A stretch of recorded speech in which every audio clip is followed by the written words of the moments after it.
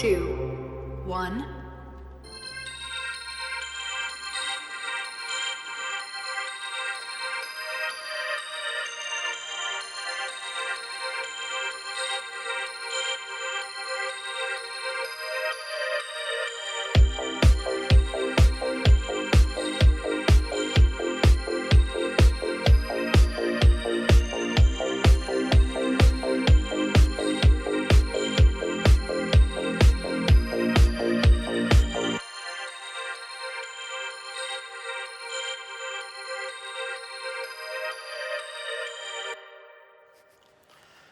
That was pretty fun, wasn't it?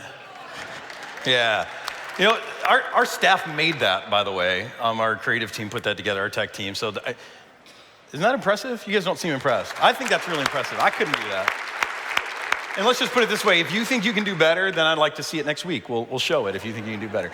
By the way, again, if you're at home and you're a regular live streamer, you're not normally here, we want you to see that. You should be able to see that on your TV or your device. You can go to stjstl.net/3D. We have a form there for you. If you do that today, we'll make sure you got some 3D glasses by next weekend so that you can watch that at home. We want you to be fully involved in all of that. Now, today we begin, by the way, I'm Dion. Today we begin a new series called Standouts. And I know that's a good title because I've already gotten some pushback on it from people. Already some of us have bristled under that title thinking, standouts? That doesn't sound very Christian. You know, when we think of standouts, maybe you think of people in the Olympics right now. You think of people like Chloe Kim or Red Gerard. I think we got their pictures here. I don't know if you've been watching snowboarding. It's crazy. I don't know how people ever learn to do this stuff. But these two people, both gold medalists. Chloe Kim did something that a woman has never done in snowboarding, like back-to-back 1080s plus something else. Red Gerard. Here's what's crazy. Both of these gold medalists from the U.S., 17 years old. You know, standouts, that's what we think of when we think of standouts, people like that. Now, I don't even want to tell you what I was doing at 17. Although if like mailbox smashing or something was an Olympic event, I might have gotten a bronze, I don't know. But yeah, I mean, this is what we think. We think standouts, yeah, that's these kind of people. That's not us as Christians. Christians are supposed to be modest and humble and meek. And yes, that's all true. But we're also called to stand out. And the Bible is so clear. Jesus is so clear on this. He says, you are the light of the world. A town built on a hill cannot be hidden. Neither do people light a lamp and put it under a bowl. Instead, they put it on a stand and it gives light to everyone in the house. In the same way, let your light shine before others, that they may see your good deeds and glorify your Father in heaven. Do you hear what Jesus is saying? He's saying shine. He's telling us to stand out. Paul says the same thing or a similar thing. It's kind of our theme verse for the series. He starts off this way. He says, do everything without grumbling or arguing so that you may become blameless and pure, children of God without fault in a warped and crooked generation. I love this part. Then you will shine among them like stars in the sky. Like I said, that's our theme verse. As you hold firmly to the word of life. What's Paul saying? He's saying to shine. He's telling us to stand out. Now, sometimes as Christians, when we hear this message to shine or to stand out, we get the wrong idea and we stand out in all the wrong ways. We think it means to do this. This is what it means to stand out, to take our stand or to make a stand and to dig our heels in. But this is not it. This is not what Jesus had in mind. This is not what Paul had in mind when he urged us to shine, when they told us to stand out. It's not the picture at all. And through this series, what we're gonna do is we're gonna look at the picture of what it really means for us to be standouts in the way that Jesus was a standout. And as we begin this series, the first thing we're gonna look at is one of the ways that Jesus was most distinct in how he stood out. We're gonna look at the way he lived out and demonstrated the value, the behavior of unconditional acceptance. That's what we're gonna talk about today. Now, a couple of years ago, we did focus group research in our community because we wanted to understand from our community, specifically those who don't go to church, we wanted to understand more about why they don't go to church. And, that's part of our mission, right? Not just to gather other Christians, but to actually connect with people who aren't going to church. So we gathered together focus groups of unchurched and de-churched people, and we wanted to do a couple things. We wanted to understand, so what are the barriers that keep you from going to church? And all these people lived in our ministry area, and they all expressed an openness to attending church, although they don't currently attend one. And so we wanted to know, what are the barriers? What are the things that stand in the way of you attending church? And what are some things that can maybe motivate you to give church a chance? And then the other thing that we wanted to do is we wanted to find out, so what do you know about St. John as a church? We wanted to better understand what our reputation was in our community. And I'm so glad we did the research. We learned so much about it, and I've written about it and talked about it, and it's informed so much. But here's one of the things that we learned. We learned that as a church, we don't stand out very well. And in the ways we do stand out, they're pretty superficial, or they're kind of outdated. For instance, in these focus groups, we learned that what people know of us is that we're the church that ties up traffic sometimes on Manchester Road. You're like, okay, that's great. A lot of them said that we have a really big campus. They knew that. Some knew that we had a school. That was a good thing. Some people thought that we must be Catholic. They just assumed that we're Catholic. One person in our focus group said, oh yeah, that's the church with the really red carpet. And of course, I just loved hearing that.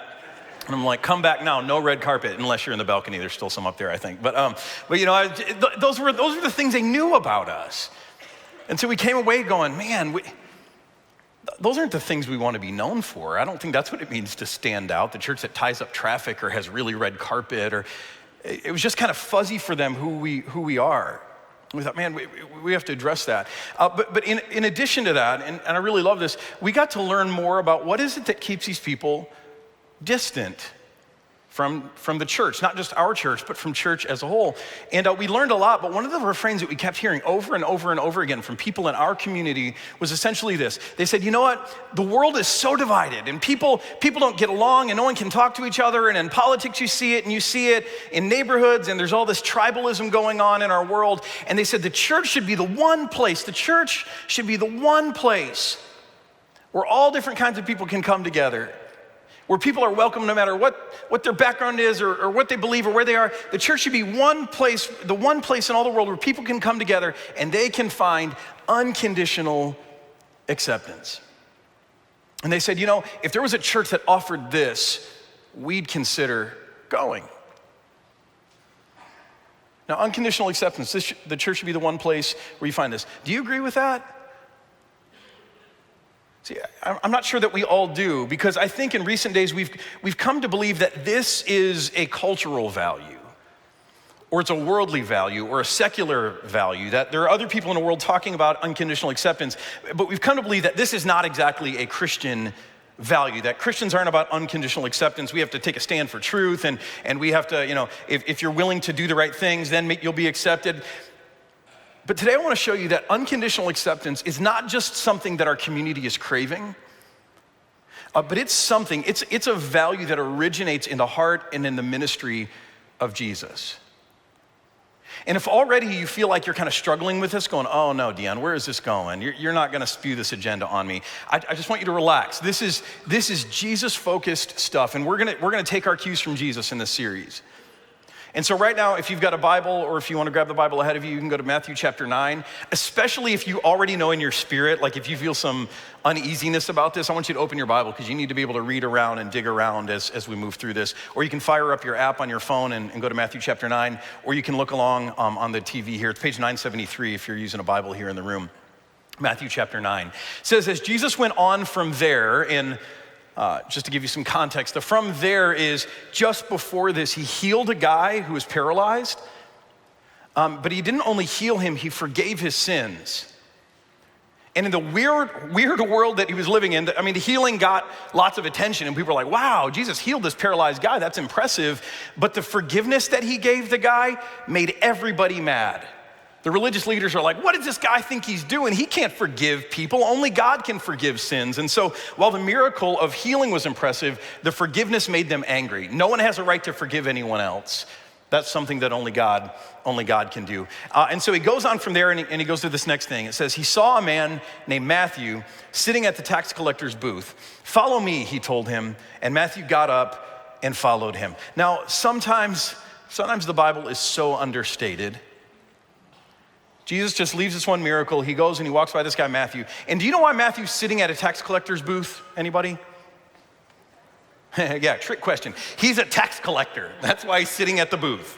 He wasn't minding the store for a buddy, hey, watch my booth. No, he's a tax collector. And just curious, how many of you are gung-ho on paying taxes? Now, I'll tell you, I don't mind paying taxes. I really don't, under two conditions.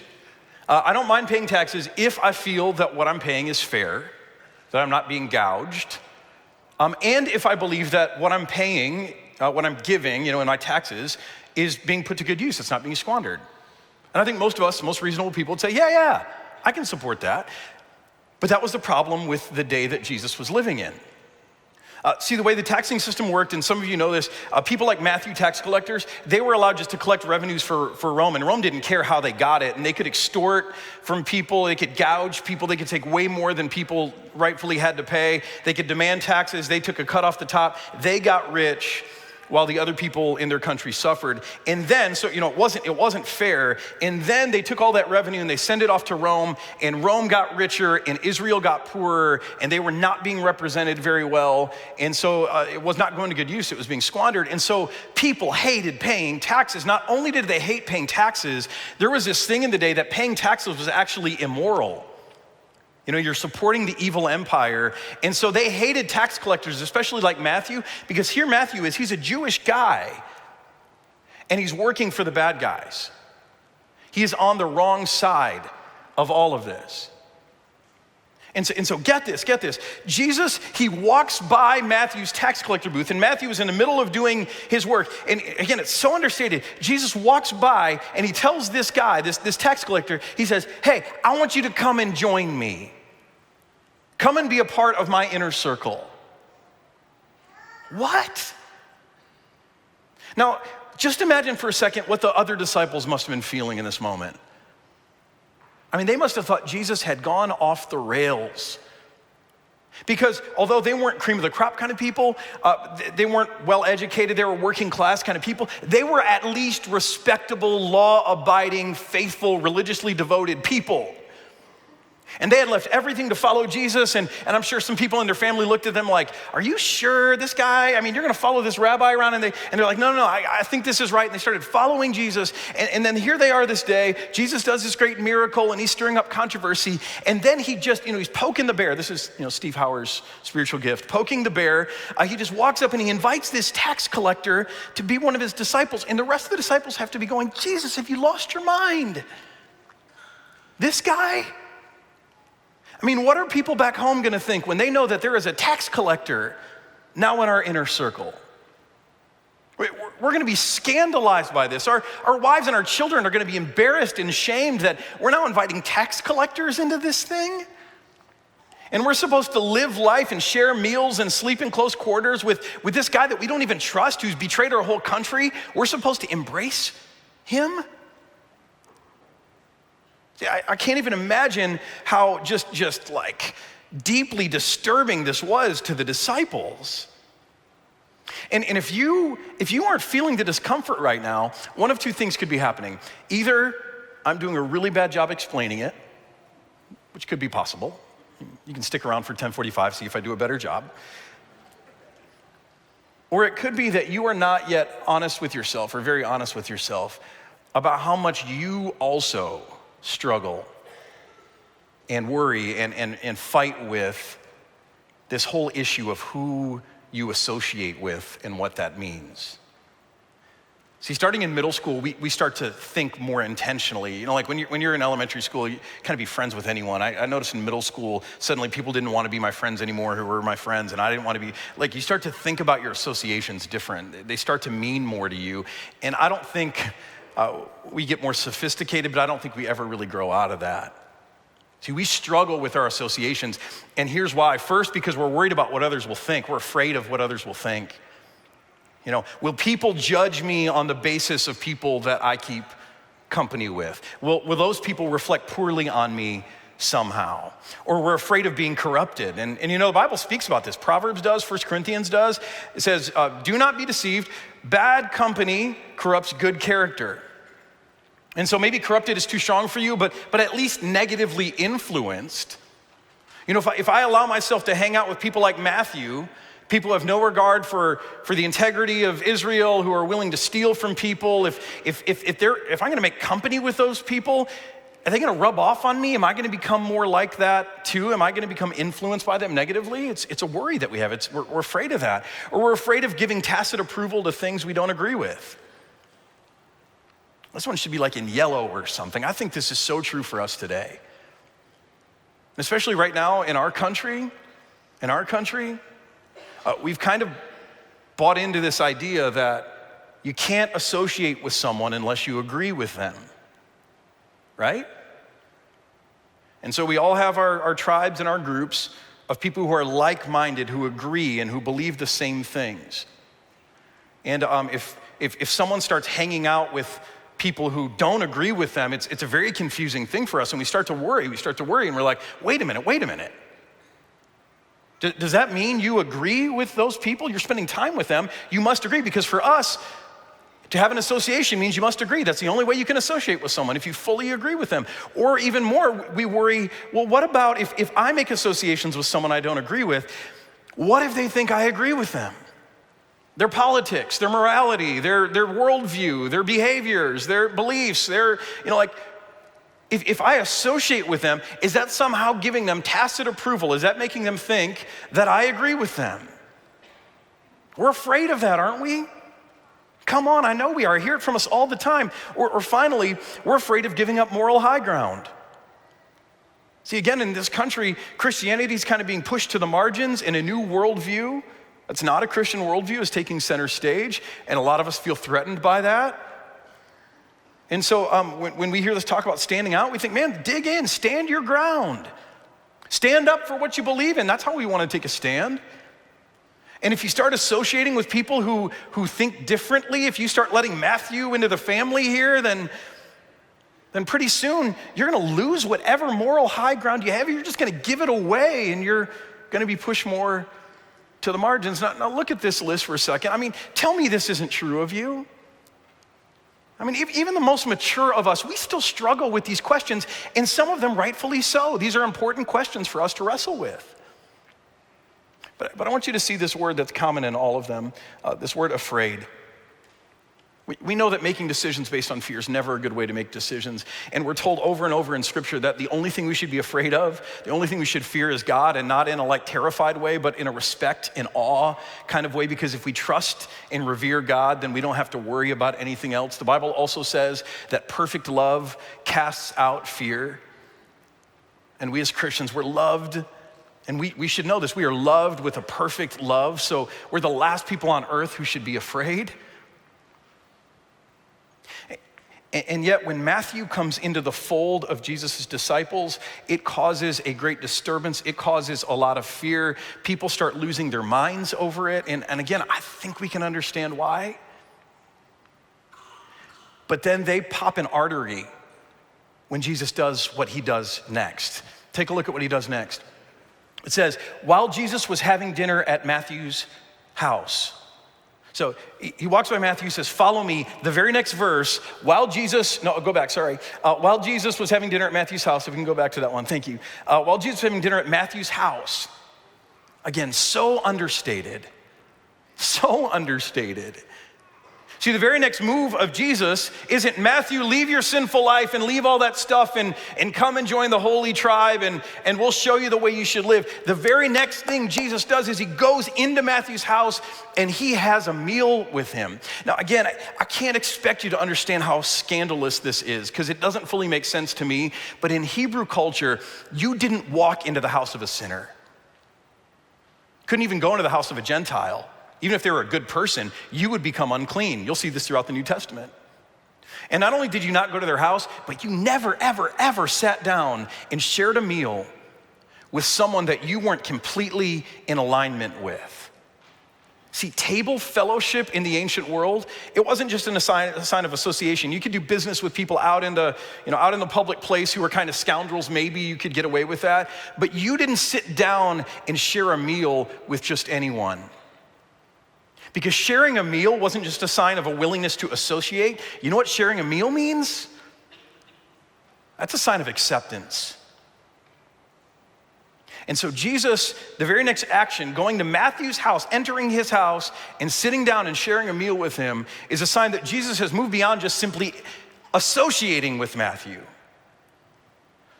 to embracing him, accepting him, inviting him into community. Does that mean he accepted everything that Matthew did and all of his cheating ways and his messed up politics? And no, of course not. But as a person, Jesus, he's accepting Matthew. Again, blowing people's minds. And then to make it worse, the next part of the verse, not only is it Matthew, but many tax collectors and sinners came and ate with him and his disciples. So you have Jesus entering the house of a sinful man, sitting down and experiencing table fellowship with him, and not just him, but all of his, unrepentant friends.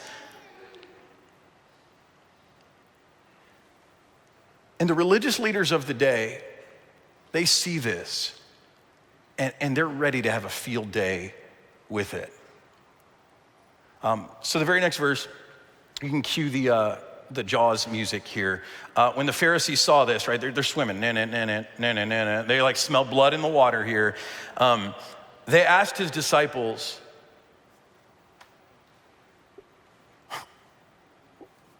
why does your teacher eat with tax collectors and sinners?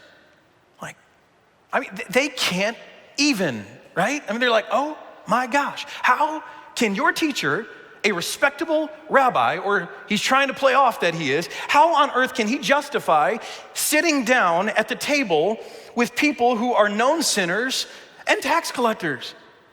In other words, there's no excuse for this behavior. And through their accusation, the list starts up again. This list, it's not just an association now, it's acceptance. And they're going, don't you know what other people will think? This guy's supposed to be respectable, and what are people gonna think about this? And aren't you all gonna become corrupted? This is bad company.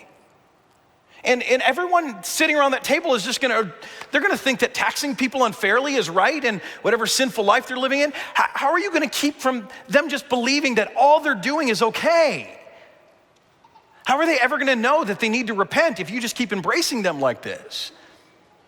Like, how are they even gonna understand that their behavior is destructive if you just sit down and eat with them? And further, here we are and our culture's being erased by Rome, and all this Greek culture's coming in, and our religion is being stamped out and diluted, and your teacher is giving away all of our moral high ground. Now, if you can't right now just feel the tension in this text, then I'd encourage you to do something right now, because I know we're talking about tax collectors, like, okay, whatever. And we're talking about table fellowship, and we're like, all right. Those aren't relevant issues for us. But right now, I want you to think of the group of people that your primary group, the people that you hang with, your tribe, your family, your company, your whoever, your friend group. I want you to think of the group of people that your group would absolutely freak out, lose their minds if they knew you were hanging out with that other group.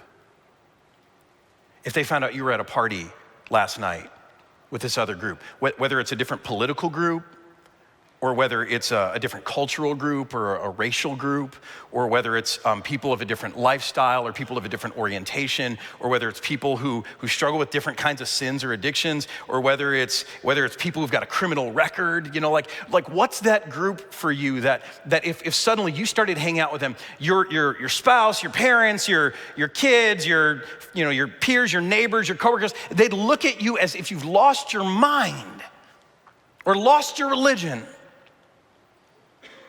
Who is that group for you? See, that's what's going on right now with Jesus. He's associating with people that no one should ever associate with. And so the Pharisees are going, your teacher's lost his mind. And the disciples, notice in the text, you'll see it, they don't have an answer for this. The accusation's made to the disciples, and the disciples are going, we don't know. This is not how we were raised. We don't understand. They are every bit as caught off balance as the Pharisees are. And so the gossip swirls, and eventually, thankfully, we get an answer to this, to resolve this tension. On hearing this, Jesus said, it is not the healthy who need a doctor, but the sick. But go and learn what this means. I desire mercy, not sacrifice, for I have not come to call the righteous, but sinners. This line right here, I desire mercy, not sacrifice, that's a direct quote from the prophet Hosea. So Jesus isn't just using his words, he's reminding them of words that God had spoken hundreds of years ago through a known prophet. He's using the authority of the prophets there. And he reminds them of this phrase, I desire mercy, not sacrifice. This is something God decreed. This is what God wants. He wants mercy, not sacrifice. I think the reality of most of us who are religious people, it's the other way around. We like sacrifice more than mercy. And see, sacrifice isn't just the rituals or the hard things that we do, but sacrifice for us, it's the rules, it's black and white, it's clear defined lines of what you should and shouldn't do. See, we like sacrifice, we like clarity, we like black and white, we like the rules. But mercy, on the other hand, mercy is messy, isn't it? It is so messy. And I'll just tell you, I prefer sacrifice over mercy. Because I like to stay within the lines. I don't want to get in trouble. I don't want to make life difficult. I like things to be black and white if they at all possibly can. And mercy, it's too scary, it's too confusing, it's too messy. And so I know that I like sacrifice more than mercy, but what is God like? I desire mercy, not sacrifice. And Jesus reminds them of what was said, and then he goes back to those words about the sick and the doctor and all those other things that he said. And I think Jesus' words are so spot on, and I think his metaphor is so strong. See, he doesn't defend himself. He doesn't try to explain away why he's hanging out with these people and why it's an okay thing. Instead, he says, why wouldn't I be hanging out with these people? I mean, why would I hang out with anyone else? Because it's not the healthy who need a doctor, but the sick. And these are the people I have come for. What is he talking about? He's talking about unconditional acceptance. These are the people I have come for. These are the people I came to embrace. Not those of you who think you have your act together. Because just like God told us, I desire mercy over sacrifice, and I'm going to live my life that way. Now, here's what I know. This is kind of an aside, but I think it's important. Here's what I know. I got to sit down. I haven't sat down today. Here's what I know. That I think for a lot of us, we kind of sense in culture that there is a reluctance, and maybe within us too, not just outside of us, but within us, there's this reluctance to identify ourselves as people who are sick. We want to just say, hey, I'm different, I'm not sick. And although I will acknowledge and celebrate that I am fearfully and wonderfully made, that's what the scriptures teach me about myself, that I'm created specific, unique, unlike anyone else. And there are people who are a lot like me, but I'm still different. I am a unique creation, and sitting in this room and on live stream and everywhere else, you are exactly the same. None of us are the same. Even identical twins are not the same, right? And God be praised for that, because diversity is beautiful, and I want more diversity in my life and in our church and in our world. It's a beautiful, beautiful thing. I am fearfully and wonderfully made. I know that. And I'm also sick. I'm broken. I'm in need of a doctor. It's true. And you know what? There really shouldn't be any shame in saying that, except I think we've turned this into a very shaming thing, right? We tell people they're sick, you're sick, or that was sick, or, we use that in a shaming way. But really, what does it mean? What is Jesus? His words are so intentional here. His metaphor is so specific. If you're sick, if you get stricken with the flu or strep throat, is that your fault? Do people stand outside cancer wards saying God hates people with cancer? Like blaming people who get sick, right? No. See, this shouldn't be a shaming thing for us, even though we use that word in a shaming way. For Jesus, it's not intended to be that way at all. If you're sick, it's not usually your fault that you get sick. And yet it's a reality you have to deal with. And see, I think in culture, what's happening for us is as we push back on this idea that we're sick because we don't want to be shamed for it and we shouldn't, here's what we lose. If we're just saying, hey, you know what, I'm not sick, I'm just different, what we lose is we lose the value, the power of unconditional acceptance. Because if we're all just fine, if we're just different, then it just only makes sense that you should accept me. It's not unconditional anymore, it's just acceptance because I'm fine. See, what Jesus offers us, what Jesus offered Matthew, what he came to offer the world is so much more powerful than that. See, what Jesus offers us is he looks at people like me and he says, Dion, you are fearfully and wonderfully made. And I can see that you're also sick.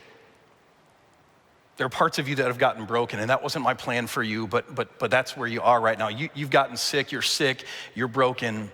But that's okay, because I love you, and I'm not afraid of sick people. I'm not coming in wearing a mask. I'm willing to embrace you, and I love you. And my love, in fact, is the medicine you need. I am your healing. I came to find people just like you, so you don't have to feel bad about being sick. You're the very reason I came. You're a perfect candidate for my love. And if you just let me love you and experience fellowship with me, you'll begin to find healing, the healing that you need. See, for me, that's way more powerful than forcing someone to accept me and just by insisting that I'm okay and trying to argue the point. For 10 years in my marriage to Jocelyn, I believed that the key to keeping her love was by showing her, proving to her how great I am. And I was kind of deluded for a long time, but right, you know what that's like if you've ever been in a relationship.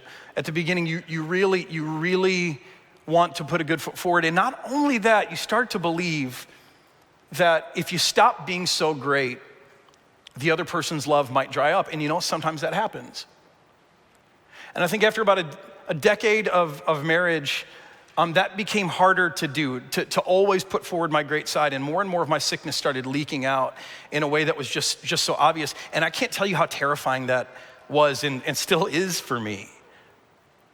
Because in my mind, I think if she sees that I'm not great, as great as maybe the man that she thought she married, then how could she possibly love me? And after a few years of tension, and probably for the last 5, 7, 8 years, here's what I've discovered, that I married a very compassionate and merciful woman. And I've discovered that it's better to be loved, it's richer, it's more healing to be loved when everyone acknowledges and can see how sick you are. It's better to be loved that way than to be loved pretending that you're greater than you really are. It's so healing. It's so life transforming. See, most of our world has settled for something different. They've settled for earned acceptance. You have too. And earned acceptance is this idea that I can be acceptable if I act the right way, dress the right way, drive the right thing, get the right job, live in the right neighborhood, have the right friends, go to the right school, get the right degree. Even in faith, we have settled for an earned acceptance, which I may not be perfect, but at least I try, at least I'm better than some people. I've repented of some of those things in my life. I said I'm sorry, at least that should count for something, or I'm reading my Bible, or I'm coming to church, at least. There's some reason that I should have acceptance. We've settled for earned acceptance when Jesus doesn't want us to live this way. He wants us to know unconditional acceptance. This is why he came. And I'll tell you, this is so much more life-changing and transformative. This is who Jesus is. Not that we have to earn our acceptance, that we can find it in him unconditionally. That's what we were created for. That's why he came. See, no one in our world is doing this. No one in our world is doing this unconditional acceptance thing. People talk about it all the time, but no one is actually doing it. Liberals talk about it, but they're not doing it. Conservatives have just given up even talking about it because it seems too liberal. right? And religious people aren't doing it, and atheists aren't doing it, and the new atheists aren't doing this. No one in our world is actually doing this. And that's what made Jesus so different, is that no one in his world was doing it either, except he came onto the scene and he showed how you can embrace people and you can invite them into table fellowship, even though you don't agree with them. And that's okay. But you can embrace them and love them. See, if we can have the courage to do this too, as a church. And I'll tell you, it takes courage, because the moment you start doing this, again, Jaws, the Pharisees come around, right? And they start to go, what are you guys doing? That's so unfaithful. You've gone off the rails. And they bring up their proof text and they show you why you're doing the wrong thing. And they'll critique you and they'll judge you and they'll make you feel like you're being unfaithful, or you're somehow watering down, or you're not taking a stand. But if we have the courage to just live like Jesus and to embrace people the way Jesus did, without all the strings attached, without all the preconditions, if we're willing to do this, to be a church where imperfect people can come along with the rest of us imperfect people, and together we can move toward wholeness together. It doesn't matter where you're from, or you can't say, hey, you're too imperfect for this tribe. We just say, no. Imperfect people are welcome here. If we can do this, then we'll be the only ones doing it. And man, will we shine. Then we will stand out. Let me pray. Father in heaven, give us courage to live like Jesus. Give us courage first in our own lives to acknowledge our sickness and to find the unconditional acceptance that Jesus offers. And then, Father, give us the courage to truly live like Jesus and to embrace people, even though we don't fully agree with them or even understand them, just to embrace people with his healing, transforming love. We ask this in Jesus. Amen. I think if you struggle with this, and I do, I like sacrifice over mercy. Mercy's hard for me sometimes. I know the best antidote for that is to sit and acknowledge my own brokenness. And so for a moment, here's what I want you to do. I want you just to sit and get real honest before God. And if you can't see it, ask God to show you the places in your life where you're still broken, where you're sick and in need of healing. And just open yourself up to God, not fearing that he's gonna push you away or turn you away. His love for you is bigger than that. But by coming clean, that's a way that I think your heart can be made tender and you can realize the power of mercy in your own life, but not just in your life, in the lives of others. So take a minute, confess.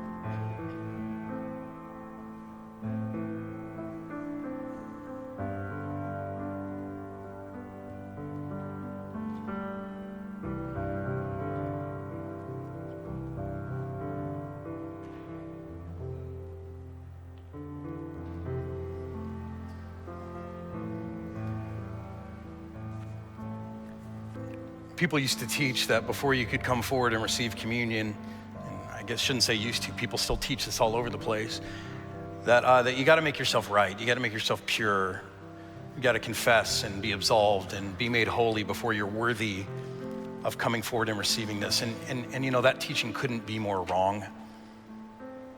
It's right for us to acknowledge ourselves only so that we can understand the mercy that's being offered to us here. Because in this meal, what Jesus does is he looks at people who are sick and broken. And man, I hope today, if nothing else, you can just get in touch and be honest about your own sickness and your own brokenness, because you're not alone in that. We all have it, but man, you've got to own that for yourself. And you see, in this meal, what Jesus does is he invites people who are sick and broken to the table, to table fellowship. And he says, come sit with me. Come dine with me. Come and experience depth and closeness and belonging with me. because I'm the doctor who came not for healthy people, but for sick people. And I'm all about mercy. And so if you've got this idea in your head that somehow you have to be worthy of coming forward and receiving this, you couldn't be more wrong. This meal, this table is set for unworthy people, for sinful people. People are fearfully and wonderfully made, yeah. But people who acknowledge that they need healing, that they need the acceptance that only God can give. And so our Lord Jesus Christ, on the night he was betrayed, took bread, and when he had given thanks, he broke it and gave it to his disciples, saying, "Take and eat. This is my body given for you. Do this in remembrance of me." And in the same way also after supper, he took the cup, and when he had given thanks, he gave it to them, saying, "Drink of it, all of you. This cup is the new covenant in my blood, and it's shed for you for the forgiveness of all of your sins. Now do this as often as you drink it in remembrance of me." The table is set and ready. Welcome to the Lord's table.